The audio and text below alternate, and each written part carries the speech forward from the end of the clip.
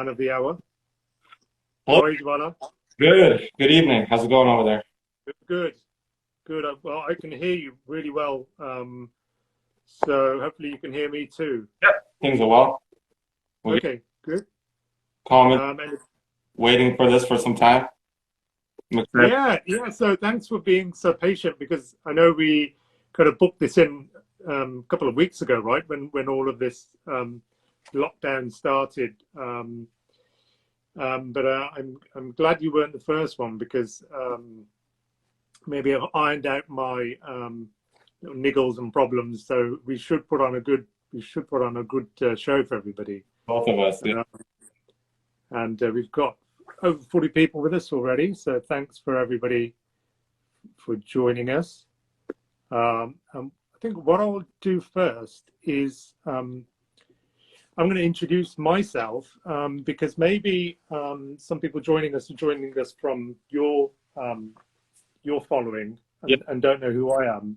Sure. So my name is Runjeet Singh.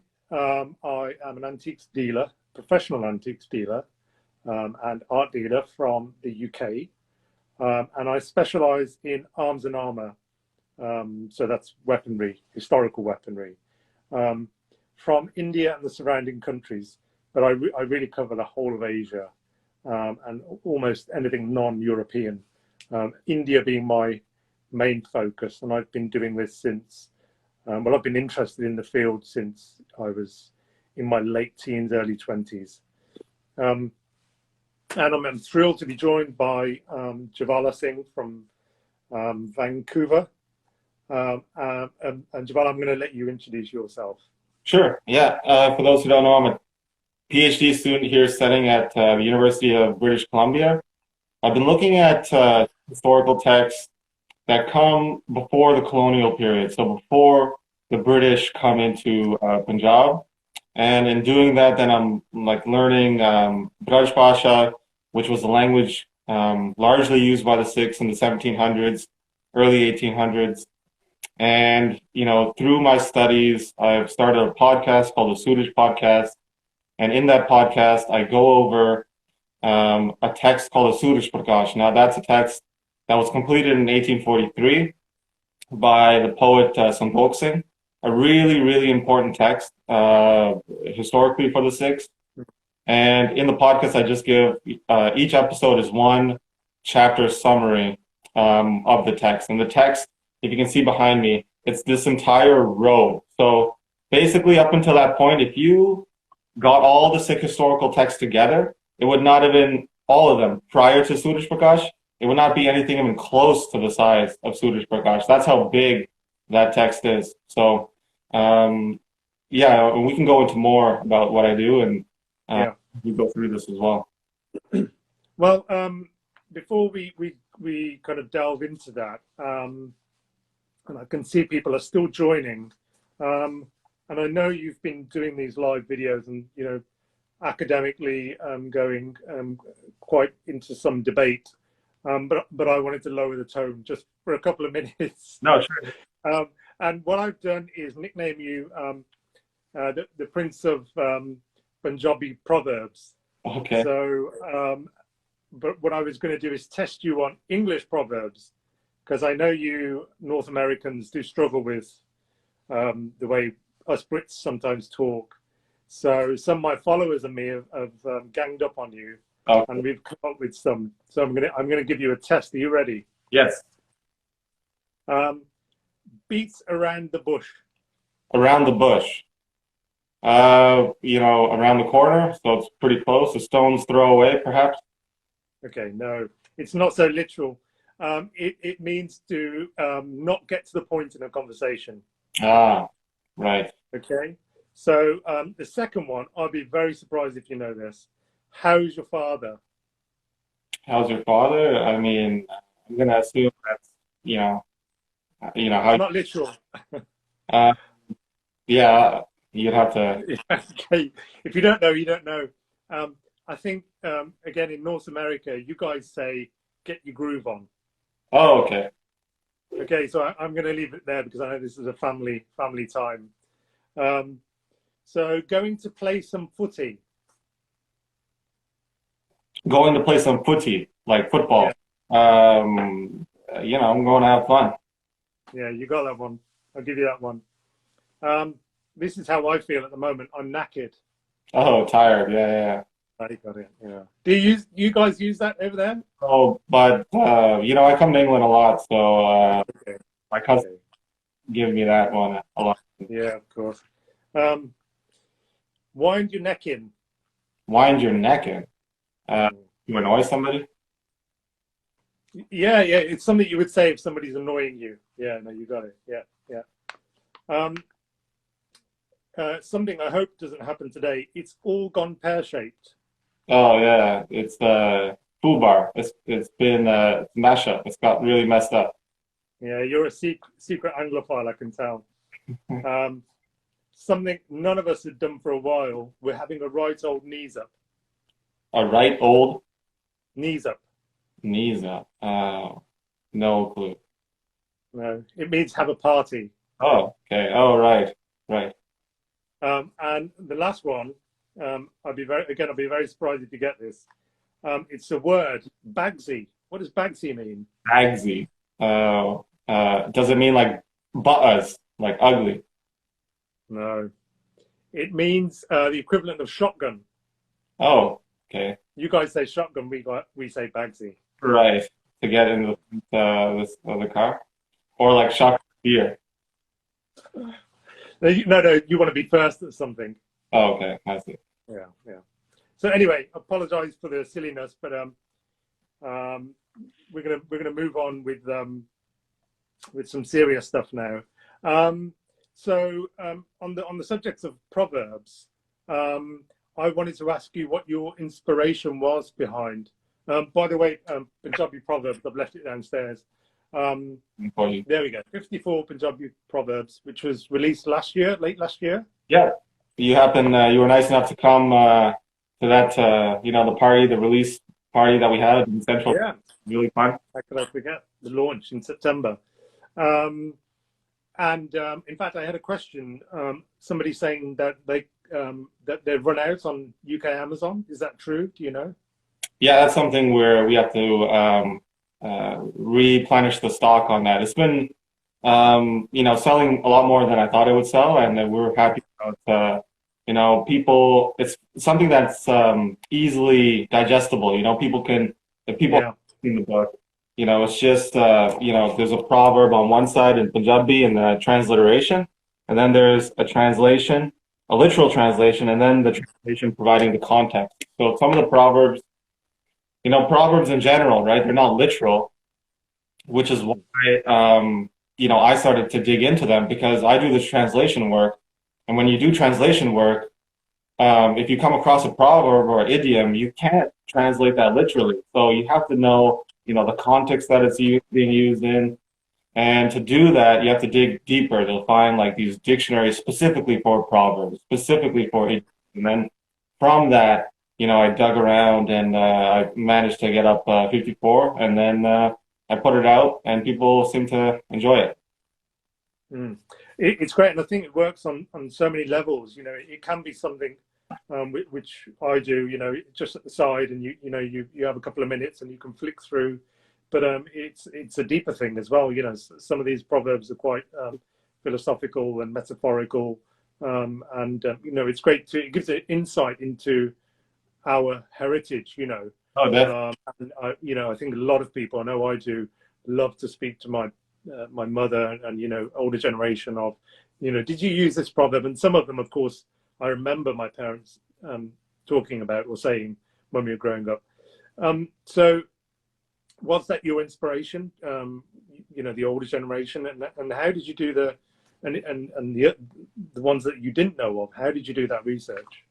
Well, I started digging around to trying to find these dictionaries. So there's like normal dictionaries for language, and then there's also like idiom dictionaries and phrase dictionaries, proverb dictionaries. They're very rare, but I came across them in my UBC library, and just from that, I was able to translate those into English. So this is the problem: is that these resources are there if you dig deep enough, but these resources are in Punjabi. So for a lot of the youth, that's not really useful to them because it requires a significant level of Punjabi to understand that. And then Mm.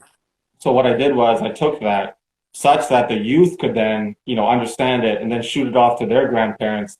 Like, for example, that proverb that you said to me at the start of this, like where you avoid the question. There's one in Punjabi where it's like Sawal kanak, jawab chole. So like the question is about kanak, is about wheat, and the answer is about chickpeas. So Mm. it's alluding to the same thing. Like you ask about something, and turns it around, and he replies about something else. And then so when my friends started using these with their grandparents, they were just having a laugh. And then the grandparents would be like, "Oh, you know what? We used to use this in the village, like 50 years ago. I remember my uncle telling me this." So then it started becoming this thing where it's bridging the gap between the youth and the grandparents, the older generation. They could remember back a time when these proverbs, these idioms were used more regularly than they're used today. So in households today, people might not use them, the grandparents, because they know the kid is not going to get it. Like it's just going to go over their head. So when the kids then use it, in the family, I got so many messages saying that, this has brought, my family together because we can all sit down, go through these. We talk about when grandparents use them, and they all just have a laugh about it. So, yeah, it's a good way to bridge the gap, I think, between generations. Yeah, I know during this isolation period, because Rupi, Art by Rupi, has just been asking, do we use them more often? Certainly, I can say for myself, it's a great way to entertain the kids and give them make them think. So we've been playing a game. My kids don't understand Punjabi so well, so I use the English translation, and I read the quote, and then I ask them, "What do you think that means?" And it just gets the brain ticking. Yeah. So I don't know. Do you want to answer the question as well? Are you using them more often? And just from me as well, Jwala, do you have a favorite? Have you learned any new ones? And sorry for the multi question, and is there a part 2 coming? I quickly deal with part 2. I don't want to say too much, but this it's in the works. But as to what's my favorite, I would say there's one that can be used in a variety of circumstances. Jalebi wargi siddhi. I think that's my favorite. But and the first part of that question was, have I found any new? Oh, I don't want to, because if I'm working on that part. Yeah, of course, save it. Yeah, make them wait. And Rupi's question: are you using them more yourself? Right. Oh, I think definitely amongst family, I'm using them. And then what the great thing was, this started opening a door. Then my mussies were messaging me. My puas were messaging me. Oh, how about you incorporate this one? Oh, your grandmother used to use this one. So then I started collecting more and more. So I think you start to know about them, you use them more, and you see them in the text that I read. I see them a lot as well, and I'm like being more conscious about them when I come across them. So one of the inspirations as well was when reading Suraj Prakash. There's this time when Guru Gobind Singh's traveling. He meets this leader of a group called the Dadu Panthis. Now these Dadu Panthis were similar to Sikhs in the sense that they were like a devotional group around that time. They kind of died out since. But Guru Gobind Singh comes across one of their leaders, and the leader is saying like, oh, in the saint way, in the saint's path, it's best to forgive people if they've killed your kids or something like this. Like he's telling about the Sahibzade who were murdered. And Guru Gobind Singh says, he uses this proverb, and if you take it literally, it doesn't make any sense, but the proverb is "It da jawab patthar." And this, when you translate it, also becomes a little bit of a problem in English. But essentially that means if somebody throws, a little pebble at you, you're going to blast them with a big brick. Literally, it means like a brick in Punjabi, but the bricks that we use in Punjabi, if you translate that as brick, it doesn't really make much sense because those bricks were made out of like basically clay. They're very small as well. The proverb is about escalation. So when they say it da jawab patthar, patthar meaning like a big boulder. So if somebody throws a little, pebble at you, you're going to just respond back with a big, response. And this was Guru Gobind Singh's mentality that that we learn about while reading like texts like Suraj Prakash. So one that I came across in a text that also inspired me to write a book about it as well. Mm. Yeah, no, it sounds like a little bit like the English proverb of fighting fire with fire, but just taking it to the next level. Yeah, which is great, fire and wrath and everything else. So yeah, no, that's a great insight. Now I wanted to move on to the Suraj podcast. Now, if you haven't heard of it, you should go and find it. It's available on. I listened to it on Spotify, but I think some other platforms as well. On SoundCloud as well as Apple iTunes as well. Mm-hmm. But for me, it's a revelation, and I think if Canada has the equivalent of a knighthood or maybe what do we call it in Sikhism? There's a Pantda Heer or something. I don't know. So I don't know what that would mean nowadays, but anyway, no, great work, seriously. For those guys growing up now and wanted to know that have that thirst of knowledge that certainly I did, I'm sure you did growing up, and having those obstacles that language obstacles, for example, it's a real blessing. And I was going to ask you, it's never been translated before, I don't believe, and you've already given a short description, but what was your influence? How did you get to the Suraj Prakash? And just for those who don't know what it is exactly, can you just give we've had a couple more new listeners. Can you give a summary of what it is? Sure. So the Suraj Prakash is a text, and it's a text that talks about the lives of the 10 gurus. So when we hear stories about the gurus, largely we can kind of trace a lot of those stories back to this text. Now, this is like one of the most influential texts that we have. And unfortunately for the youth is that we don't have a version that they can consume. So the history text that we have in English, people have looked to that text and they have written things out from it, but they've edited a lot of things out. They've twisted things however they think history should be written. There's been a rewriting of our history in the last 100 years in English. So in an effort to provide more source-based history to the youth in English, I started this podcast, which translates. I paraphrased a lot of it, but it's all there. If I'm giving a summary of a chapter, I try not to miss any aspect of the chapter. I provide it in English, and I provide references to what chapter I'm talking about. So people, if they have better language skills, they can look to that chapter and they can look it up themselves in the original.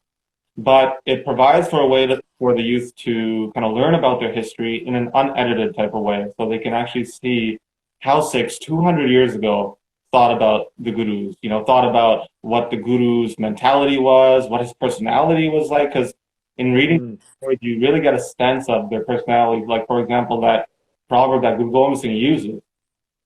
He's meeting there with a sant, sadhu type of person, very pacifist, and you get to see Guru Gobind Singh's intensity when he's saying that, people are, oppressing other people. We're not going to just stand by. We're going to take their aggression and we're going to double it so that we stop them from oppressing people. You can feel that when you read these stories.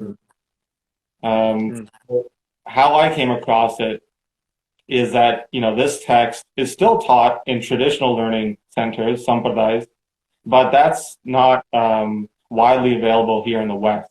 So I've had, luckily, exposure to this text in India, and, through that I've understood its importance, and, I've always had this desire to get out that information to make it available to the youth. No, I'm really enjoying it, and I haven't caught up completely. You're working at a really good pace. But one scene, well, in general, whenever I hear weaponry, my ears prick up.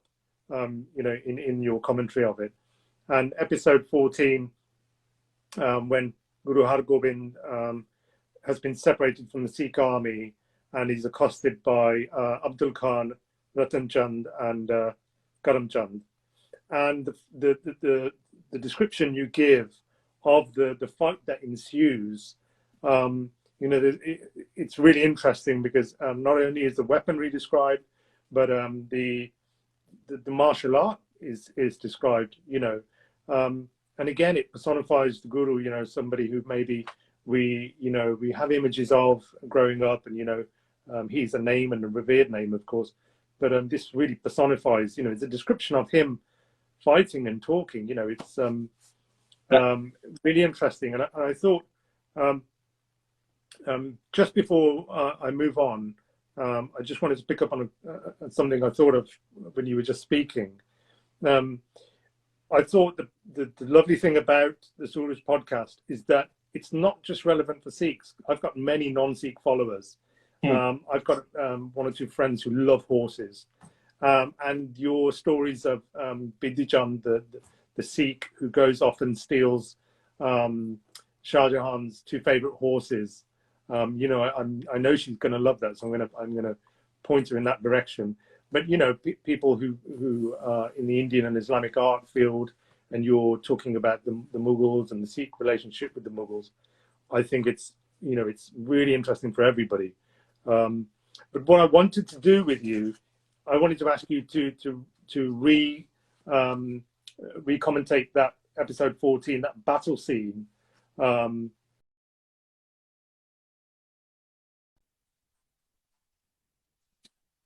Second battle. So there's four major battles, and in the podcast, we are now walking into the fourth battle, the Battle of Kartarpur. But the one that you mentioned is the Battle of Rohela. So that battle was led by the general who was commanding forces around Jalandhar. And it was also Chandu's son. So people who know about Sikh history, Chandu was largely held responsible for the execution of Guru Arjan.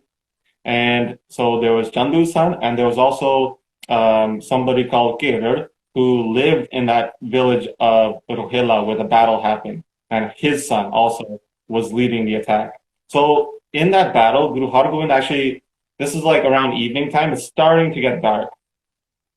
And Guru Har Gobind kind of separates from the rest of the army. So the army is like kind of looking around. They don't exactly know where Guru Har Gobind has went.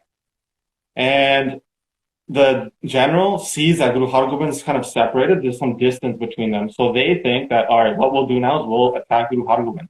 So the general, Abdul Khan, Ratan Chand, and Karam Chand, both of those, so there's three people, they all attack Guru Har Gobind at the same time.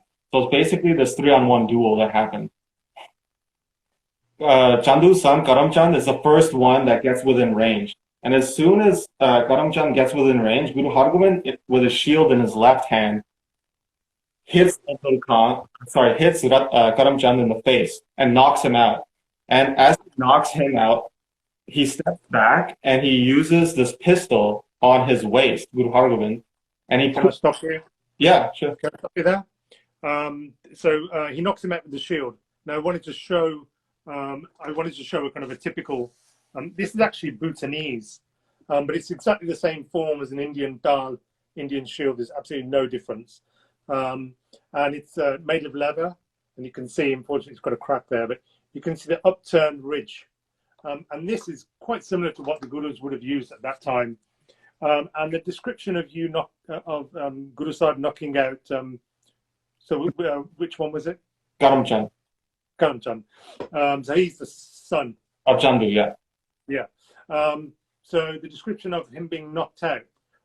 Now, from my early days of doing Shastra Vidya, I remember this. In fact, I have a scar on the bridge of my nose from this exact same kind of move.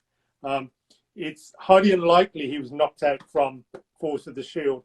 A, because the four bosses would spread the force. Absolutely. So, and to be knocked out, you need quite a hard strike to either the temple or maybe the neck area. So it's quite an accurate strike. And what probably happened was the Guru used the edge of the shield. So this is what happened to me and what has left me a scar, or maybe the neck, so that's how it would have been used. And as I say, this is leather, but it's been hardened. So it's, it's hard as wood. So that's probably what happened with the shield. Yeah. And then you mentioned the gun, and I know you consulted me on the type of firearm used. And we decided, due to the rapid draw of the pistol, that it probably was a flintlock pistol. What's interesting in that text is as it mentions the pistol, because it's almost like the author is well aware of the fact that, given the circumstance and given how the pistol was used in a very quick, rapid fashion, he also talks about how the pistol was very expensive, how this pistol was brought from a foreign country, specifically given to Guru Hargobind, so it's quite rare to have this pistol. And yeah, you can go ahead and talk about the different type of guns there. Yes, so the Portuguese brought the matchlock to India. So the matchlock was the predecessor to the flintlock. And I'll explain the difference. And the latter, the flintlock, was probably also bought, probably not Portuguese, but English or French, probably bought them. But I remember, was it the gun or something else? A Sikh bought from overseas, and I could just connect with that, because it's what I do. I go and hunt for these things, and so let's go through very quickly the difference. So the earlier gun is the matchlock, and which we think was probably not used in this instance, but for the majority of the Sikh army, this is what they would have been using. Yeah. Even up until, sorry, go on. Just to tell people about that battle as well that happens in Gurusar. I cover this battle in the episodes.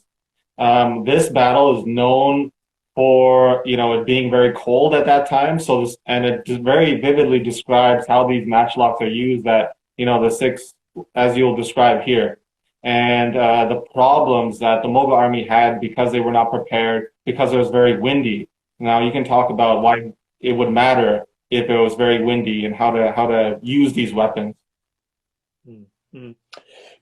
Well, we've just had one question. Do we need a license in the UK to collect antique arms? No, you don't.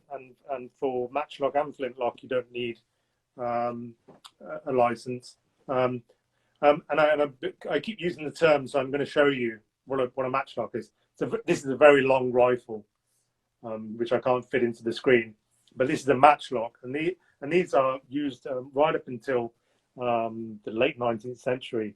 Runjeet Singh's in the Sikh kingdom, under Runjeet Singh's rule, there are paintings which depict the matchlock being used. And how it works is there is a kind of a linkage inside here, very simple pivot. And what happens when you press the trigger, this bar comes down. And what the bar contains is a match. So what happens is, this is called a serpentine. So the match goes into the serpentine, and the match, as you've described, has to be pre-lit, because you have to, there's no matches or a lighter in those days. It was literally a flint striker, get a spark, light the match. It's quite a long-winded thing. So the match is pre-lit. This is pan cover. And what the pan cover reveals is a small pan and a hole which goes into the breech. So this is at the bottom of the barrel. And this has already been preloaded. So from the top, from the muzzle, a ball bearing, a shot has been placed with some black powder. And so this small pan here has got a hole going into the back of the breech behind where the ball is. And what they would do is drop a few grains of black powder into this pan.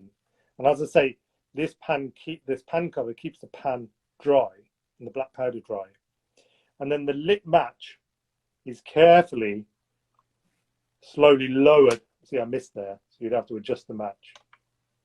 and you would tighten this with something, you know, a pair of pliers or the equivalent, it would slowly, you would lower the lit match into the pan, and there would be a small spark, and that spark would travel into the barrel to the explosion, and it would go off. Later, and certainly at the time of this battle, you have the flintlock, which is almost exactly the same, except you have a small piece of flint, and it's sharpened, as we see, at the edge, and that's held in a jaw. I haven't got one here because we're in isolation. Some of my items are in storage, but that's held in a jaw, and instead, what you have here is the term escapes me, but you have a flat piece of steel, and when you press the trigger, the flint strikes the piece of iron, and the sparks are released and drop into the pan, and you have the same explosion. So that's the difference, and it's quite nice to hear that you know, flintlocks are being used, and you know, quite impressive, a quick draw, and you know, he was dispatched, as you rightly say. So I'll let you carry on. Yeah. Rupi commented, you know, do we know how some of these weapons were carried? You know, how much they weigh? You know, that information actually is detailed very well in Suraj Prakash, which I go over in the podcast. It specifically mentions that in regard to the pistol, this was being held in his kamarkasa meaning like a cummerbund, in his waist sash, basically.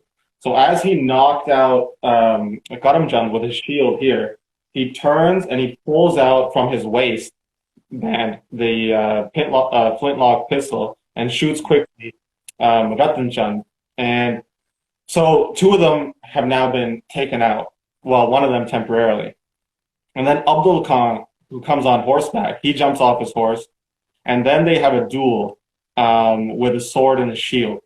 And during that duel, Guru Hargobind, you know, they're pacing around each other. They're trying to find an opening. Guru Hargobind eventually signals that he's going to go low for a strike. And in going low for a strike, he quickly moves it up and then chops the upper half of his body off, his head off, by deceiving him that way. And it mentions the sword as a kharag. And at that point, the guy who was knocked out with the shield, he wakes up. And like I said, this was like evening time. So the sun is getting, you know, the sun is setting. It's getting darker and darker as this duel continues. So by the time this guy wakes up from being knocked out, Guru Hargobind had just chopped that guy's head off. And he gets up off the ground, being knocked out. He looks around. He sees Guru Hargobind there. He picks up the sword and he runs at Guru Hargobind. It's like dim now. It's very dark. He does a strike. Guru Hargobind looks over. He parries it once with the sword. The guy does another strike, and he tries to parry it again. As he parries the sword, both swords end up breaking. You know, Guru Hargobind's sword breaks, and Karamchand's sword breaks as well.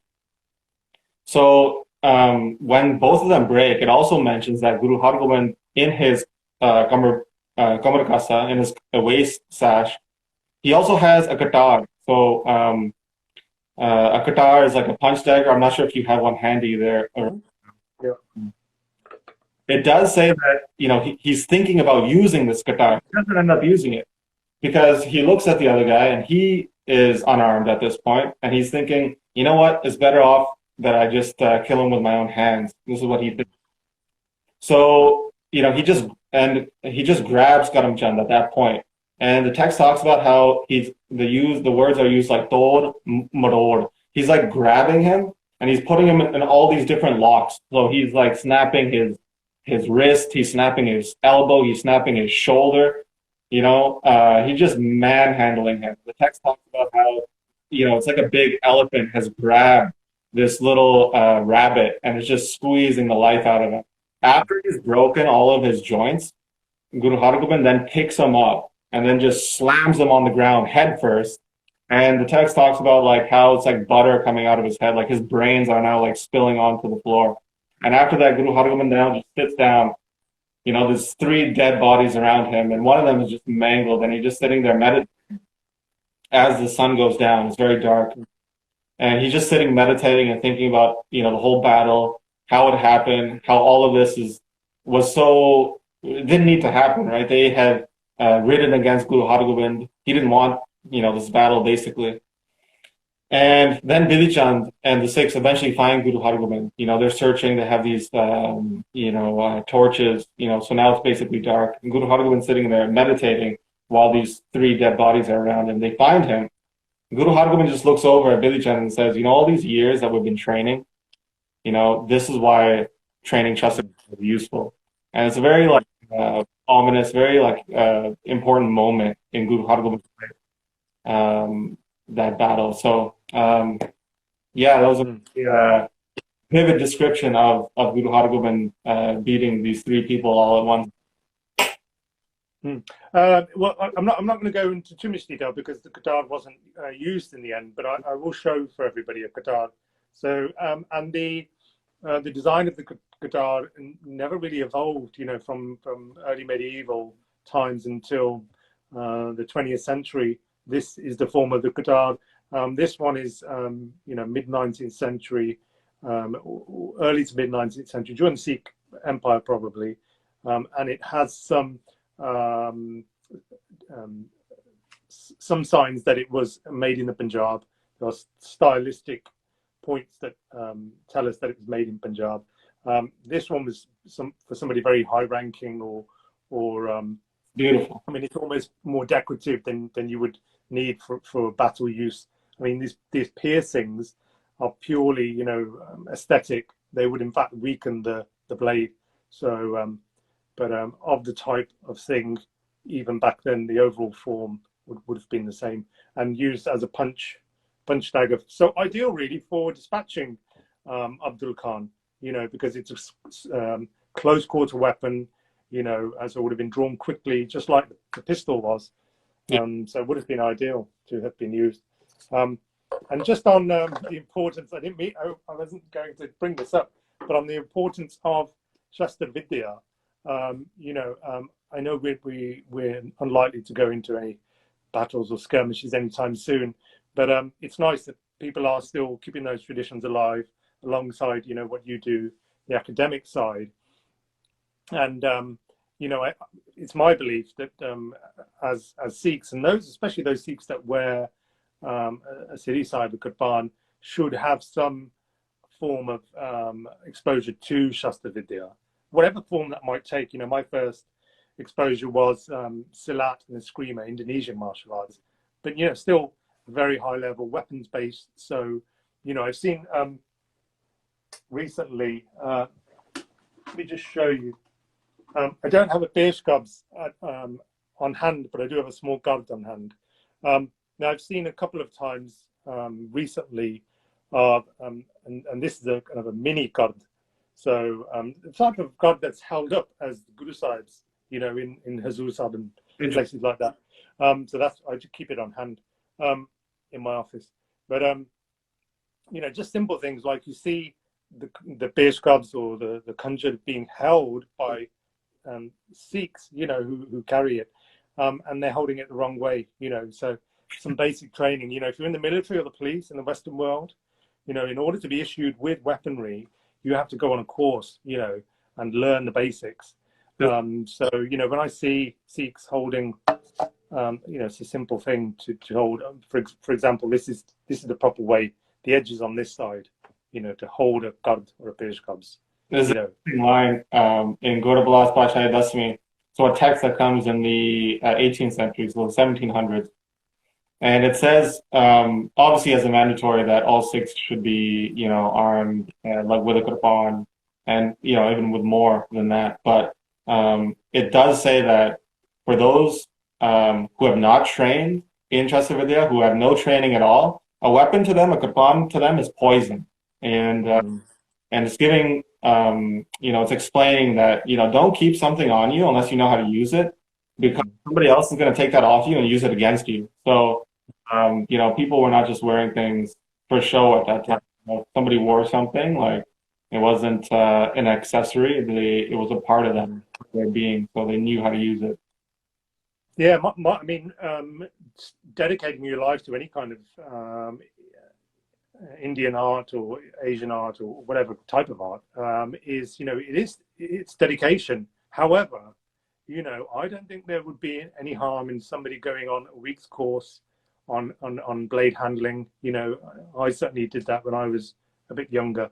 And there's great schools all over the world you could go to. So it's not going to take over your life. You don't have to. I guess the excuse is, I don't have the time anymore. But a few days and you get some basics behind you. But I'm going to move on from. I didn't mean to talk about that. I wanted to talk about going back to the Suraj Prakash, and one thing I really loved was the humanization of the gurus in a way, bringing them to life. And I remember one description you wrote about Guru Har Gobind. I think it was the third battle, and you described him getting dressed, and it was the most beautiful thing. You describing that, or translating it. The Guru Sahib wrapping a white turban with silver embroidery and placing on his kalgi, which shone like lights, like lamps, and putting on a robe, a jama, like a Persian style jama, which is a very elegant gown in itself, and putting on a sword belt, gatra, with a khanda, double-edged sword. I can't remember what else there was, and that was it. But on the other side of things, I liked the way the Mughal emperors were also humanized, especially from growing up and hearing these, and even a little bit the previous Suraj podcast episodes. It is good against evil, the Mughals being depicted in a certain way. So you grow up hearing that side of things. And in the art world, so I'm just going to quickly show you a Mughal dagger, 17th century, in the form of a horse. And we know the Mughals, so from the time of Shah Jahan, so we know Shah Jahan and the Mughals loved horses. There's obviously that episode of Bidhi Chand stealing his two favorite horses, which is, one of my personal favorites. But when this dagger was first published by me, there was some media reporting of it. And the reporters immediately brought in the comparison of, this dagger from the 17th century period of Shah Jahan, who made or commissioned the Taj Mahal. So putting them up here on a pedestal, which is true. But, there's another side. That's what I took away from it. There's another side to him. He was the same person that, berated his employees in one of your episodes. He was the same person that the Sikhs got one over on, by stealing his two favorite horses. Yeah. So far that's what I've taken from it. But and I want to come back to the Mughal relationship a little bit later. But what is, without giving too much away, what has been the overriding message for you, or historical point to come from the Suraj Prakash? What I want to kind of draw out as well, what the text draws out really, is that the relationship between Sikhs and Mughals at the time was a bit of a roller coaster. So it's a lot more nuanced than we think. Obviously, they shared a culture. So people think, Mughal culture is over here and Sikh culture is over here. But their notions about royalty, that's why we have these stories about Bidhi Chand stealing the horses. The horses were loved by Shah Jahan, just as they were loved by Guru Har Gobind. Like Guru Har Gobind renames these horses. These horses mean a lot to him. And Lodge as well, the hawk stories that we have of, Guru Har Gobind, getting one of these hawks of Shah Jahan. And he's like, what, I'm going to keep this. I love this thing. And so the relationship between the Sikhs and the Mughals is a lot more complicated than what people grow up with. Obviously, it takes a very significant downturn at times, with the execution of Guru Arjan Dev Ji, and, obviously during the times of Guru Tegh Bahadur and, Aurangzeb. But, Guru Nanak having good relations eventually with Babur, Guru Amar Das having good relations with Akbar. Like Akbar, according to Suraj Prakash, is the person who gives a land grant to Guru Amar Das such that they could eventually start building Amritsar Darbar Sahib there, so those land grants were given by the Mughal government. So the history is a lot more nuanced than we think. And at times, Sikhs enjoyed, the favor of the Mughal government. In the latest episode, I talk about how Jahangir, when he hears Guru Arjan's name, lets Bidhi Chand go, from receiving punishment. So, there's definitely a shared culture there about royalty, about sovereignty as well, that we need to dig into deeper to get a better understanding of. But they have shared interest. They went hunting together, Shah Jahan and Guru Hargobind. There's a couple of stories about that as well. Guru Gobind Singh stories come up. It talks about how Guru Gobind Singh ended up fighting with Bahadur Shah, helping him get to the throne. Dara Shikoh was very friendly with Guru Har Rai. They were good friends. So, the relationship is a lot more complicated than what people think. Obviously, during the 1700s, it became very, aggressive, the Mughals, in terms of oppressing Sikhs. And that has left an imprint, on the mentality of Sikhs. But if you look back, times were not always, as difficult, between the two. Yeah, I mean, you kind of answered my next question, actually. In fact, funnily enough, I was going to mention to you about getting the other side of the story. Is it as simple as good versus bad, good guys and bad guys?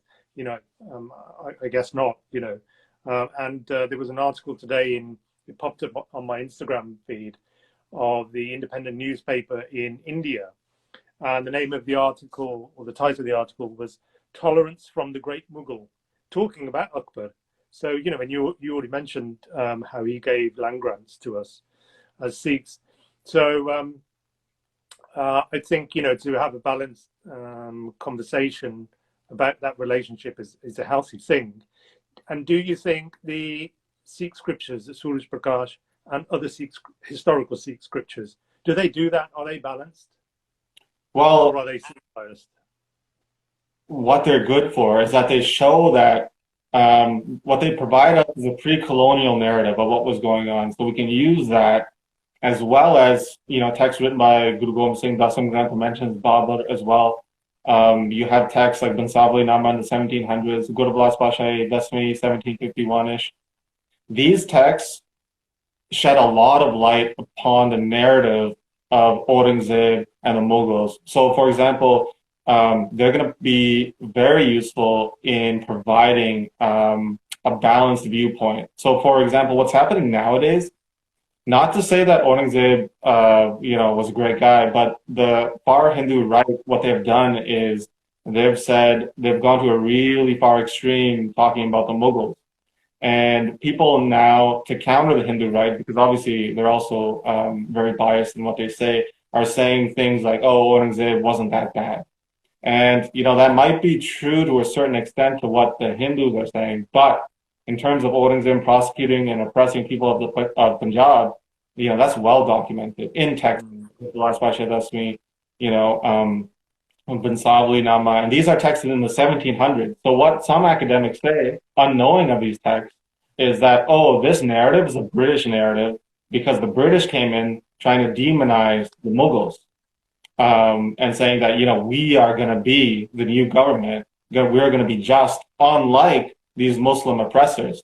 And they were kind of dividing the community between these religious lines of Muslim, Hindu, Sikh, such that they could create more power for themselves if they divide the population in those narratives. But we do know that the early Sikh narratives document very vividly, like even the writings of Guru Gobind Singh, how Aurangzeb was oppressive. So the Sikh texts, what they do is they provide academia and they provide the world with a view of Punjab that can help us fill in gaps of Indian history. Really important nowadays because history is being, manipulated and twisted in the way it is in India at the current moment. Yeah, on some very light reading I was doing, I was quite disappointed to hear how under Runjeet Singh's empire, the governors in Kashmir, being so far away from Punjab, were not treating the Kashmiri people as fairly as they should have been, heavily taxing them, quite anti-Muslim in a way, closing down masjids and things like that. But it brings me back to an object. You know, I want to keep the discussion listed with objects, and this is a great metaphor, in fact. So this, as we can all see, is a basket hilt. So what's the European term, basket hilt, and the blade. Maybe I'll just spin it round. The blade is serrated, scalloped, very neatly, expertly done, and then it has a forked tip. Now, this type of sword is called the Zulfikar, and there are early accounts of the Prophet himself, Muhammad, saying that his sword was double-tipped, and then a later account, I think 900 or something, by an Islamic historian, saying that the Prophet's sword had scalloped edges. There was a metaphor he used, I can't remember, was it like dragon scales, I think. But anyway, a very Islamic sword, as you can see, and from my description. How does that fit in with the Sikhs? So Guru Gobind Singh Ji, who of course was robbed of his two sons by Aurangzeb, the Mughal, a Muslim, presents a Muslim sword to the Maharaja of Mahalkota. Why? Because the Maharaja refused to have the younger sons of Guru Sahib executed when they were presented before him. So, you know, I think it's just a great metaphor of, and the Zafarnama, of course, is a great, you probably know better than I do, but a great indication of the fact that, yes, the Guru despised Aurangzeb for breaking his oath on the Quran, but certainly didn't despise the religion. So, you know, I think it's great that we can be balanced about this. No, I mean, you know, there's also stories. One of the oral traditions as well is that Bahadur Shah, you know, in being very pleased, Guru Gobind Singh helping him and, you know, being successful in that battle, Bahadur Shah also gave, you know, Guru Gobind Singh one of these swords. And one of the swords at Anandpur Sahib, they say is the Zulfikar. When they show, you know, the Khanda that was originally apparently, you know, all these swords, you know, God knows if they're actually, you know, they have origin, if they have that lineage that goes back there.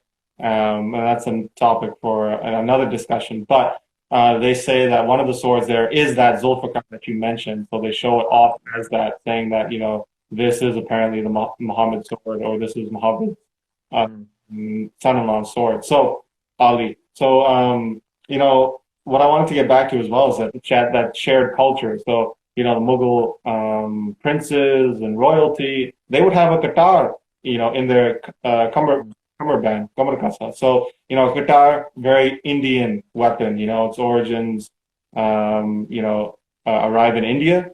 So, you know, there's a blending of culture that people are maybe unaware of in terms of, you know, the clothing. Like it talks about Guru Hargobind having that long Persian jama that he was wearing. Like, you know, there was a shared understanding, shared culture, and shared concepts about royalty, weaponry, and you know, clothing as well. So there's a lot more in common within the different communities that, you know, allowed for people to mix.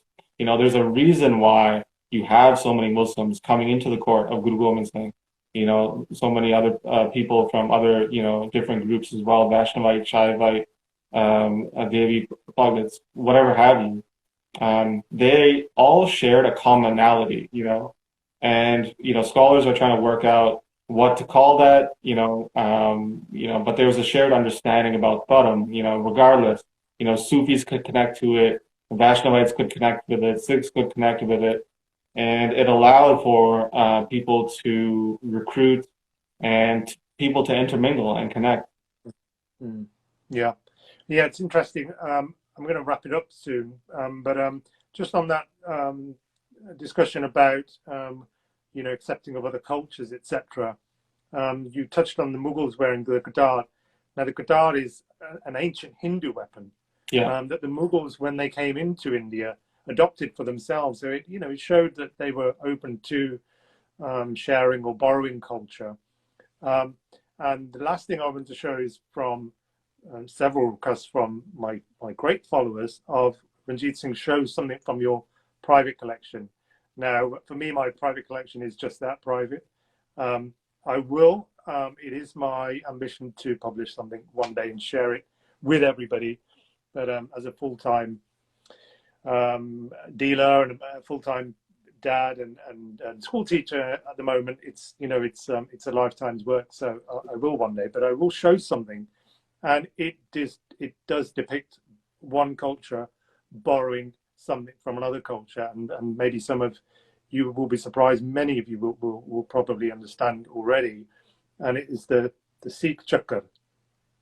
Well, not really Sikh chakra, actually. What it is, it's made during the Sikh Empire, early to mid 19th century. Almost certainly made for a Sikh, probably due to the small size of it, for the middle or the top of a Nakali Bunga. So maybe there would have been a set of these. And it has in gold, in a very Sikh style, Koftkari, rows of repeating flowers. Beautiful. And this is the kind of thing that every Sikh collector wants. I don't keep very much, actually. My personal collection and dealing, I keep very separate, so I don't keep very many things. But this is one thing that I do treasure. Also, of course, sorry, go on. talks extensively about how these weapons are decorated. So to those who are tuning in for maybe the first time to seeing Runjeet collection here, or the weapons of this era, very, very, very common that weapons were decorated. These were objects not only of warfare but objects of worship as well, and they treated them as such, and they invested in them as such as well. They didn't go about looking for the cheapest type of weapon. These were decorated with jewels, rubies, diamonds, gold, silver engravings and on them, and all sorts. So it takes us back to a different time when people perhaps put different levels of importance on items that today we think of as just perhaps tools, as opposed to objects of worship and appreciation. Yeah, great. I think we're almost out of time. There was one question about off topic slightly, Sikhs or the Gurus wearing earrings. Now it's a bit random. Do you want to answer that, or should we leave it for another time? It's a good question, because in Dasam Guru Granth Sahib, Guru Gobind Singh writes about, I don't wear mundra. I'm not a yogi and I don't wear mundra, meaning, people translate that as earrings. But there's a distinction here that people in the West are unaware of, that yogis, when they wear earrings, this is an initiation process. For us, we take Khandidi Pol, there's an initiation process we take to become things. And then we wear, the Panchkakar, what have you. So for yogis, what they do is they rip the middle of their ear. So they don't put an earring on the lobe. What they do is they rip the middle of their ear. It's very painful.